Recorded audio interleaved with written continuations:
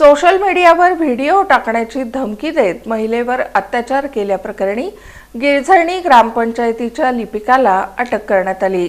सन 2024 साली महिला अंघोळ करत असताना आरोपीनं महिलेचा व्हिडिओ आपल्या मोबाईलमध्ये काढला। हा व्हिडिओ सोशल मीडियावर टाकून तुझी बदनामी करेन अशी धमकी देत या महिलेवर सतत 2 वर्षे अत्याचार करणाऱ्या माळशिरस तालुक्यातील गिरझणी येथील विकास सोसायटीचा कर्मचारी उमेश जगन्नाथ साठे राहणार गिरझणी याला अकलूज पोलिसांनी अटक केली। याबाबत पीडित महिला आणि तिच्या पतीनं अकलूज पोलिसांमध्ये तक्रार नोंदवली। पोलिसांकडून मिळालेली माहिती अशी, पीडित महिलेनं दिलेल्या जबाबानुसार मी अंघोळ करत असताना उमेश साठे यानं त्याच्या मोबाईलमध्ये व्हिडिओ काढला होता। हा व्हिडिओ महिलेला दाखवून तो सोशल मीडियावर टाकेन अशी धमकी देत साठे यानं बळजबरीनं शारीरिक संबंध ठेवले। त्यानंतरही अनेक वेळा आरोपीनं महिलेचे व्हिडिओ काढत तिला ब्लॅकमेल केलं। याबाबत पीडितेच्या पतीला संशय आला असता त्यानं आपल्या पत्नीकडे विचारला असता तिनं खरा प्रकार सांगितला। त्यानंतर अकलूज पोलिसांकडे तक्रार दाखल करण्यात आली।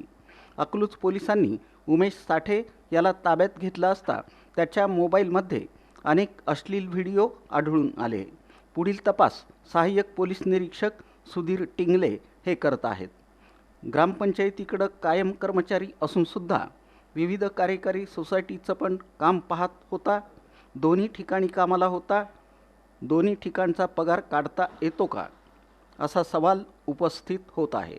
उमेश साठे हा गिरझणी ग्रामपंचायतीमध्ये क्लर्क या पदावर कायम कर्मचारी म्हणून काम करत आहे। त्याचवेळी तो गिरझणी विकास सोसायटीमध्येही शिपाई पदावर काम करत आहे। एक व्यक्ती 2 ठिकाणी कसा काम करतो? 2 ठिकाणचा पगार घेऊन तो शासनाची फसवणूक करत असल्याचं दिसत आहे। हा उमेश साठे नक्की कुणाचा कर्मचारी आहे, हा सुद्धा तपासाचा भाग होऊ शकतो।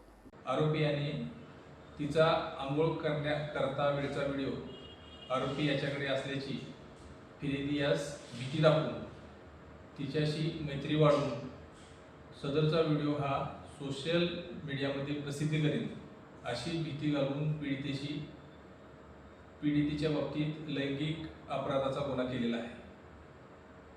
फिर्यादी याने अकलूज पोलीस ठाणे या ठिकाणी फिर्याद दिल्यानंतर त्यास तात्काळ अकलूज पोलीस ठाणे पथकाने शोधून काढून सदर गुन्ह्यात आरोपीस अटक केलेली आहे। आज आरोपीला माननीय न्यायालयाच्या समक्ष हजर केले असता माननीय न्यायालयाने आरोपीची 27 तारखेपर्यंत पोलीस कस्टडी रिमांड दिलेली आहे।